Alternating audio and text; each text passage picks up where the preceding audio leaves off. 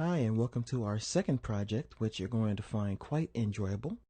As you see here, I have started working on the next project we're going to do together called Excalibur, and it looks kind of 3D-ish. So what I'm going to do is show you how to use simple shapes, and then we're going to use some of the 3D effects to extrude, to rotate, to revolve, until we have a sword. Then what we're going to do is we're going to create leather, as you see here. So we're going to manually draw our own leather strips to go over the handle of the sword and add a stroke effect so that we have some stitching.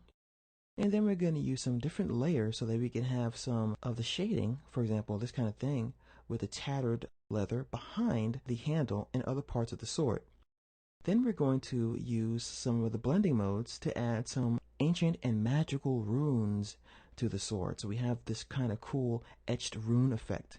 So we're going to have a good time with this project. The only thing I do want to warn you of is that because we're going to be using quite a few of the 3D effects, both on my end and your end, our computers might start to chug, which is why I'm going to focus on making the handle and the handguard of the sword using the 3D tools, whereas based on the performance of the handle, we'll determine whether or not we're going to draw the blade using 3D, or we're going to go ahead and use some of the traditional Illustrator tools, such as the pen tool and the other tools, to simulate a 3D sword blade ourselves. So this is going to be a very fun project. In the meantime, what I'd like you guys to do is go online and start looking at some pictures of swords and just get a feel for how they're constructed, and then realize that we're going to take that knowledge and then we're going to create our own sword.